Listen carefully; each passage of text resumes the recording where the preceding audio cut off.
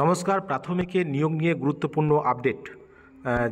সবাই জানেন যে গত পরশুদিন প্যানেল প্রকাশিত হয়েছে 2022-এর রিক্রুটমেন্ট প্রসেসে, এবং সেটা নিয়ে গতকাল কেসও হয়েছিল এবং কেসটা আজকে মেনশন হয়েছিল এবং কেসটা আজকে উঠেছে এবং শুনানিও হয়েছে। তো বিএড যারা করেছিল এবং বিএড এবং ডিএলএড এই দুটো ডিগ্রি যাদের ছিল এবং বেশি নাম্বার থাকার জন্য বিএড ডিগ্রি দেখিয়ে যারা ইন্টারভিউ দিয়েছিল তারা কিন্তু কেস করেছিল। কেন না 29/9/2022 আগে তাদের কিন্তু ডিএলএড ছিল, কিন্তু বিএড দিয়ে অ্যাপ্লাই করেছিল বেশি নাম্বার থাকার জন্য।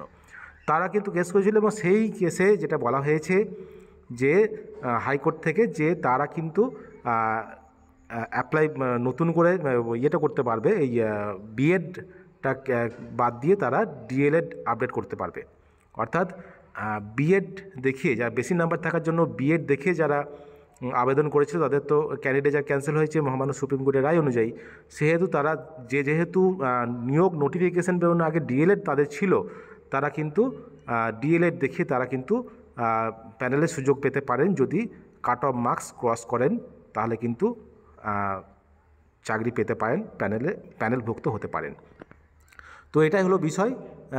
যারা কেস করেছেন তারা কিন্তু যাদের বিএড ডিএলএড দুটোই ছিল এবং তারা কিন্তু বিএড ক্যান্সেল করে তারা ডিএলএড আপডেট করে তারা কিন্তু নিয়োগ প্রক্রিয়ার মধ্যে আসতে পারবেন। অর্থাৎ তারা কিন্তু প্যানেলভুক্ত হতে পারেন নির্দিষ্ট কাট অফ ক্রস করলেই। এটাই হলো বিষয়। অনারেবল জাস্টিস রাজশেখর মান্থার এজলাসে কেসটি ছিল আজকে। তো প্যানেলে কোনো স্টে নাই, নিয়োগ করতে পারে সরকার। তো নিয়োগ হবে, সে নিয়ে কোনো দুশ্চিন্তার কারণ নেই। যারা প্যানেলভুক্ত হয়েছেন কোনো দুশ্চিন্তার কারণ নেই, এবং যারা বিএড ডিএলএড দুটোই ছিল তারা কিন্তু ডিএলএড শো করিয়ে, অর্থাৎ 29/9/2022 আগে যাদের ডিএলএড ছিল কিন্তু বিএড দিয়ে অ্যাপ্লাই করেছিল বেশি নাম্বার থাকার জন্য, তারা কিন্তু সেটা আপডেট করে তারা নিয়োগ প্রক্রিয়ায় তারা আসতে পারেন। এটাই হলো বিষয়, এটাই হলো আপডেট আজকের।